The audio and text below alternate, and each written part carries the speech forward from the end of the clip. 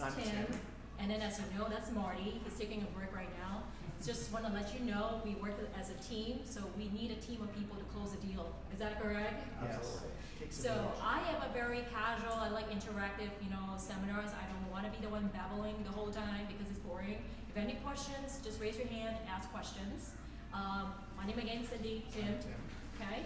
If I am babbling too fast, just stop me because I'm so used to babble a whole bunch of stuff. So, all right, today we're going to talk about buyers' opportunities in today's market. Were you here for the market seminar by Anthony? Were you here? Good for you guys. You're doing everything. Okay. So today we're going to cover a few topics: opportunities, challenges, and how to prepare yourself to buy your first home. Who is a first-time home buyer here? Yay! Yeah, I bought my first home in the 20s too, thanks to my dad. Okay, opportunities. So, as you all know the news, a lot of news talking about price reduction. This is a good buyer's market. I would not say it's a buyer's market yet, but you guys have a better opportunities right now to buy than before. Because I was helping a lot of buyers at the beginning of the year, it was brutal. You're talking about 10 offers, 20 offers per home. That was crazy. Going to an open house and waiting a half an hour for everybody to get through. It was crazy. But now, okay, so you have more people trickle in. Feel free. My name is Cindy. Hi. Okay. So it actually has lower demand nowadays, as compared to before. When I went to open houses, you see less people because people got shocked by the interest rates. I'm sure he was talking about interest rate right now is about 7%. It's a little shocking. The beginning of the year was still like a 3-4, so it was very acceptable. The payment was affordable. But now, because of the interest rate, you see less people shopping. It's good for you. And because of the shocking interest rate, some homes actually stay in the market longer than average. The beginning of the year, after one weekend open houses, the house is gone the next week. Yeah, but you now have like a week to do it. Yeah, you have to be fast. But now you tend to see properties in the market for 30 days. That's good for you too. Because when the market's sitting lower, which means what? If the seller's motivated, they're gonna do a little price reduction. That's good for you. So, motivated seller. We talked about the 2-1 buy down. I'm sure it sounds really complicated just now, the 2-1 buy down. So if you have questions, we're gonna go in depth a little bit about the 2-1 buy down. It just happened to one of my listings. So one of the buyers actually offered $15,000 more of the asking price just to get the 2-1 buy down. If the seller is motivated enough, guess what? The seller will offer you the credit. Do you know what a seller credit is? Seller credit means, seller is going to give you some money back. You can either go towards your closing costs or you can buy down your interest rates. So the closing cost is roughly about 1.5% of your purchase price. So you do your math, roughly. So if the seller is giving you $5,000 towards your closing, you save some cash. The cash can go towards your renovation, or you can do whatever, buy appliances. And then, because right now I call it a more balanced market, I don't want to say it's a buyer's market yet. I would say we kind of reached the equilibrium, because before it was a seller's market, crazy seller's market. But now we reach a balance. So in the past, what I've seen, my experience. Today I'm just sharing my experience. I'm not like a professor, okay? Don't quote me on everything. So in the past, you see like 20 offers. When you're only going in with 3.5% FHA loan down payment, 3.5% down payment. And then the listing agent would say, hey, I have a full cash offer. Then you'd be like, dang, or 20% down payment. So how does your 3.5% down payment look? Not as good, right? So a lot of times when I'm the listing agent, I always ask Marty and team to cross-qualify the buyers. Why? We want to know if they're financially ready. They have the cash to close. Some people will make up bank statements. Believe it or not, I've seen fake bank statements before. That's illegal anyway. Oh It's yeah. illegal, but People do it though. yes, it's a loan fraud. But believe it or not, I've seen it. Because one of my preferred lenders, besides Marty, he's really, really good. She told me, it's like, that bank statement didn't look right. Oh well, Because it was fake. things always happen. Any questions so far regarding today's market? Okay, so we're gonna move on to the next slide. Okay. I want to show you why today's market is a little bit favorable. Because don't talk about interest rate. Let's talk about the market first. Yes, you can see. This is September. This is last list price. Let me go out to this. This is more interactive. So I guess this is better. September. I'm not sure you can see when my mouse over. When it says average last list price, when you say 100% means that it's out at list. When you see this in June, look at this, how crazy this is. It's out 20% over list. Is that more favorable to you to sell at list than 20% over? Of course, right now is a better time. So look at before, you see, this is the peak. June was the peak. And then in the month of August, at least a 2% overacts. So right now, it's definitely better. So don't ask me a question like, is it going to fall a little bit more? It may not. I don't have the crystal ball. It may. The price may drop a little bit more. Let's talk about the demand. I talked about lower demand. I want to show you why it's lower demand. Look at the pending sale chart. So, you see a drop here? The peak time, you have a lot of demand. Now it's kind of flat in the month of September. When you look at, let me show you it's a line. Let's look at the graph. Comparing to last year, the demand is actually lower. So it's actually less competitive right now as compared to last year and the previous months. So this is definitely a better time to go. That's why when it comes to sale price, oh well, that's why I don't want to tell you the price is really dropping significantly because sellers do have some sticky price syndrome. They're not ready for the price drop yet, a lot of them, unless they're really motivated. So I don't want to promise you the price would drop significantly, but it will have some adjustments. So here it's still not quite reflecting the drop in the chart, but as time goes on, if buyers are not ready or don't like the 7% interest rate, yeah, the demand is going to cool off. All right, so let's go back. Challenges. I give you some good news, I need to give you some bad news. So high interest rates, 7% is low shocking. Some speculation saying that it may go up a little bit more. Do you think that it's going to go up a little bit more before it comes back down? I mean, just highlight this because we haven't been able to control. I feel like inflation's at its peak, but it's highlighting this. Yeah. Well, a tiny bit more. So high interest rates, of course, would have affordability concerns. Who wants to pay so much more, $1,000 more per month because of the high interest rates as compared to a couple months ago? And then the challenges is there's some seller, if they're not motivated enough, they still want the price at the peak time. If that house used to sell for 1.2 million, I don't want to drop it to 1 million. I'm still going to stick with my 1.2 million. If it doesn't sell, maybe I'll consider dropping a little bit. So price stickiness is still a big problem. Besides that, some seller is like, hey, if I can't sell the price that I want, you know what? I'm going to rent it out. Some of these big enterprise sellers, or those what we call it investors or flippers, if they can't get the price they want, I've seen them turning into a rental. So inventory, because of that, is low. So I would say don't hope for abundance more of inventory coming up. It may be, but because of demand supply issue, the price will not drop significantly in Los Angeles. The chart that I showed you just now, it was mainly based in Los Angeles. Lastly, economic uncertainty. When I speak to some of the friends or listen to some of the news, so you don't know if big companies going to do any kind of big layoff. So when you ask me, is that time to buy? If you can afford it, buy it.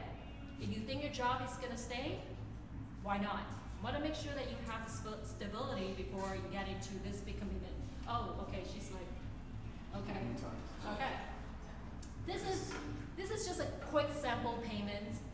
It's just a little bit of a managing your expectation because I know some people say, hey, interest rate is high, your purchase price should be lower, but it's not low enough to help you, to be honest. It's lower, but it's not really low. So just a quick example here. Back in the days, $1 million property at 4.25 interest rate, guess what? Your monthly payment with everything, PITI means principal, interest, tax, and insurance, is $5,102. But now with 7.125, your monthly payment is $6,500.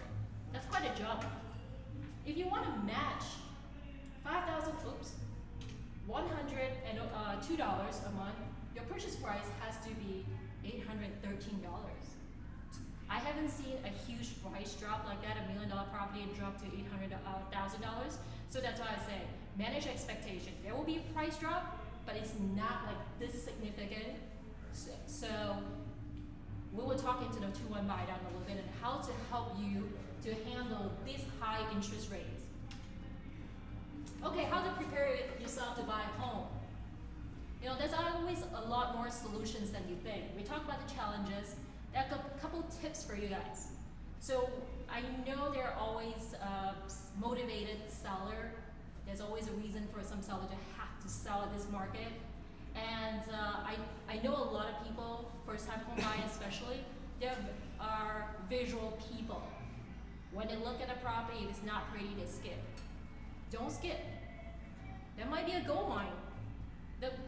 Not all agents are doing their job very well. Some of the pictures may look really ugly, but that might be a gold mine for you.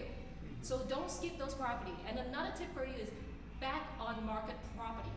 I help a couple clients get into those properties because So would you bet on? back on market means they were in escrow, Oh. they cancel. But then first time home buyer, the mindset is always like, hey, there must be something wrong with the property. Let's skip that too. Don't skip back Because on. even the other person couldn't get financing. Or their This- financing fell through. This Right, is yeah. happening more and more because a lot of buyers pre-approved like 6 months ago that they pre-approved for like 4.25% interest rate, and suddenly they jump into the escrow not knowing the monthly payment jumped significantly. They want to get out. They can't do it, or they don't want to do it. So there's nothing wrong with back on market properties. You just need to know why. That might be an opportunity too. Sometimes you wasted like 2 weeks of the seller's time. The seller maybe need to move to Arizona, and then you can't close, you cancel on me. And what am I gonna do? They need a buyer to get in quickly. So you might be the one. So don't skip those properties. Keep an eye on those properties that have been sitting for about 2 weeks, 2 months, 30 days. That might be your opportunity. So there's always more solution than you think, okay? I always says, even though you don't need 20% down, you still need cash. People save, okay? Or ask your family for gift funds. We Yeah, need bank. money. You know, even though it's less competitive, people don't understand. You need down payment, you need closing costs. Some of the loans need reserves too, right? So you need money. So don't come in and tell me, Cindy, I only have $5,000, I want to buy a home. We'll talk about that, okay? But I just want you to understand. Maintain and improve your credit, he talks about it, so I'm not going to touch into it. Get a very knowledgeable real estate agent, not your cousin that just do one deal a year, you know? One deal a year, they don't know the market. So you want someone who can help you understand your needs and understand the financial market too. Speak to a local professional lender, which is like Marty. A lot of people are very skeptical talking to him because it's a moment of truth. When you talk to him, they will tell you, hey, you only qualify for $525,000 per homes. You'll be like, what? $500,000? What can I buy? A condo? I want to buy a single family home. It's like, no way. And then next one, shop for homes in your price range. I know a lot of clients, like when they heard $500,000, approved maximum approved amount, they'll be like, no, Cindy, I still love the $600,000 home or $700,000 home. There are a lot of people out there. I always like to say, some of my clients always say to me, I have beer budget, but champagne taste. Oh well, you have to face a reality. Or you have to work with how to get more cash from your family so that you can buy a more expensive home. Beg. Yeah. It can be in the form of gift funds. Come on. If you have close relationship, get some gift money from your grandmother. In high-income areas like LA, so many first-time buyers borrow from family for their first Yes. house. They have to. Oh. It has to. Yeah. Okay. Or gift. And Parents. the last thing is, how do I win the bid? I actually had a seminar 2 months ago about winning the bid. That was in the hot market. Yes, but always talk to your agent to come up with a strategy to win a bid. Every house is different. You cannot use the same strategy for every house because seller may have different needs. Some needs time to lease back, they have to pack up and go, they have elderly, they have different strategy. Some people just want to look at the number. Some people love you because of something. You never know. So always use a very experienced agent to find out information for you so that you can have the right strategy to go in. So these are the commonly asked questions. Okay, before I get into that, questions, raise your hand, don't be shy. How often does the seller, let's say if there's a house for $800,000, right, and you can only get a mortgage for $6, you have $100,000 down payment. How often would a seller, not in this crazy market, but would a seller take back $100,000 as a mortgage? Does that ever happen? It can happen. It can happen, but it's very rarely in the Because they don't want to California deal with market. it, they just want to get the I've money seen out a there. little bit of seller carry back, for some of the land purchases before, but for homes, it's, to be honest, it's very rare for me. They don't want to deal with it. Yeah, it's more common in open land. Yeah. In land, open land In land, purchase. okay. I want Marty to chime in a little bit because I know a lot of first-time home buyer always ask for down payment assistance. So is there any down payment assistance that can help some first-time home buyer? I know that Cal HFA offer 10% down payment assistance. Can you explain a little more? So yeah, so there are down payment assistance programs as well too, multiple types of them, not just college FA, but basically what that is that we would give you 97% of the financing, additional to 3% down payment, and the closing costs. So you technically can come in with hardly any money out of your own pocket, but that doesn't mean that's going to come at a cheap cost to you. It's money that's going to be added onto your mortgage. It's just it allows you to get into this home without down payments that you would need to have out of your own pocket at the home. Does it have to be in a specific area, or could it be in any area? No, it can be anywhere in California, especially for college FA, but it's going to have income limitation, price point limitations, and so it's really assisting people that to buy their first time, not $1 million home, Right. essentially. So it definitely has limitations as well too. And if you guys ever want to, if you guys ever go to the CaliHFA website, it's calihfa.ca.gov. There are calculators on there, and you can just put your scenario in there, and they'll tell you exactly how it is. It's just more of a, it's expensive, guys. So what a lot of people hear is first-time home buyer. First-time home buyer means that you will open up our box to qualify you more for more money. It doesn't mean that it's cheaper. It's usually more expensive. It's just it allows you to buy something with less qualifications. And less cash. Less cash. Less cash. So, golden question, should I wait or should I buy? What do you think? Should I wait or should I buy? Always buy. What do you think? You have the cash, right? Exactly. You Yes. have the money, buy it. A lot of investors says, when you make money on a property is when you buy low. So when you wait for the interest rate to go back down, you have abundance of people trying to jump into the market, then the price is going to go up. You don't make money when you buy high. So that's very important. So keep that in mind. Buy low. Interest rate can change, but the home price can change, once you lock it in, okay? So will the interest rate drop? Okay, $1 million question. Will the interest rate drop and when? It's inevitable, guys. I don't think that there's not a choice that interest rates are going to drop. It's going to drop. It's just a matter of when it's going to drop. Is it going to be 6 months, 9 months, a year? My prediction. I'm not a economist, but I went to graduate in economics and finance for my MBA.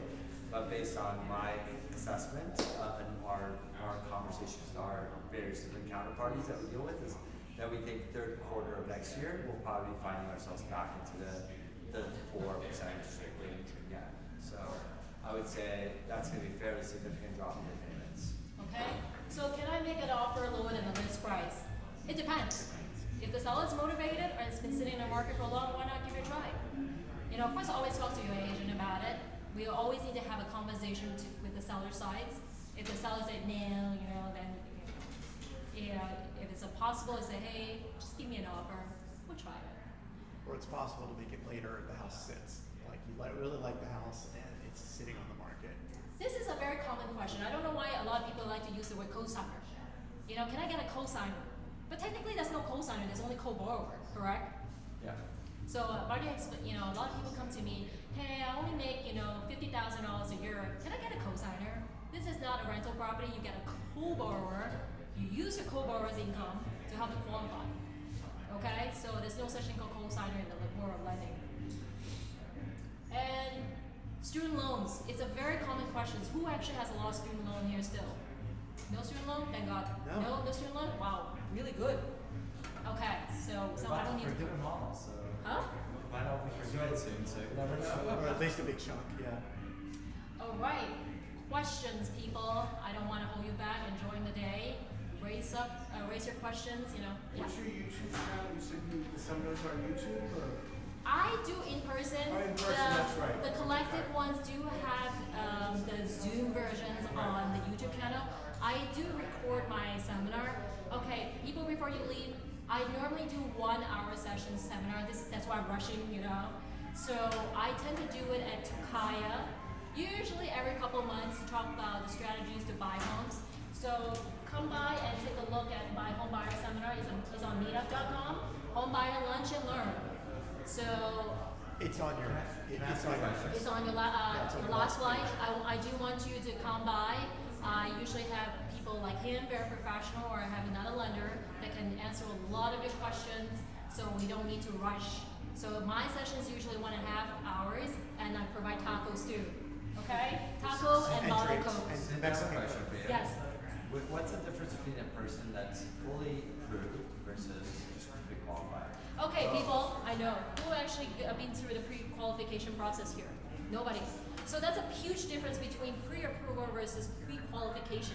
Pre-qualification is like, hey, I make so much money. Okay, this is my job. This is my house I want to buy. You know, all these things over a phone call. It's like, yeah. But pre-approval, you have to submit documents to him to verify that you really make that kind of money. You do have that kind of asset. You say you have $50,000 in your bank. Show him that you have $50,000 in your bank. So they have to go through some process to, you know, check on your files, check on the, you know, everything, and make sure you are good to go. So that step is more important. Don't just go on random website, talk to people. Hey, Cindy, I'm pre-approved. Right. That's it? Really? Can I add something to that? Yeah. So pre-approval means that you're going all the way through the process with an underwriter. Right. So an underwriter is actually approving it versus me telling you yes, you're qualified. Because I'm a qualified individual to tell you that, obviously, but an underwriter is going to finally sign off on that document. So it's always good to have a fully underwritten file by an underwriter. So when you go write an offer, you can always say, Cindy can say they're pre-approved. There's no chance that the loan's going to fall apart because that's how we function at our organization. And I would say, hopefully, anybody you guys talk to takes you all the way through the process of getting fully approved versus pre-qualified. So are you involved with an underwriter and you could pre-approve someone or you're Our underwriters will underwrite the file and Okay, give it approval. so when he talks about that, I like to use the word conditional approval. So which means the underwriter has looked at everything. So in the crazy days, I would ask Marty, do we have conditional approval? Can I waive my loan contingencies? And Marty would say, yeah, let's be aggressive on the offer. But now the market is slower, we don't really need to waive all the contingencies. So, you know, it's a little bit better, but I prefer you to go through the whole underwriting process because the only thing missing is the appraisal. Yeah. Yeah, Case and the study- property. The case study is that we just had a transaction where a person was writing an offer in Palm Springs. There was only 2 offers, and I called the person, the listing agent, introduced myself, and they said the person's fully approved. And Cindy, in this case, or the agent, wrote a 15-day offer, and they accepted her offer versus the other person's 30-day offer, even though there was only 2 people. It Yeah. wasn't like 225 people. They still accepted her offer. Okay, I got this again, so I think I gotta get going. Close this off. You know, you have my contact information in the flyer, so give me a call. We're always here on Monday and Wednesday. If you want to swing by, say hi to me. You know. And anytime by phone. All right. Thank you so Thank much you. for coming. All right. You're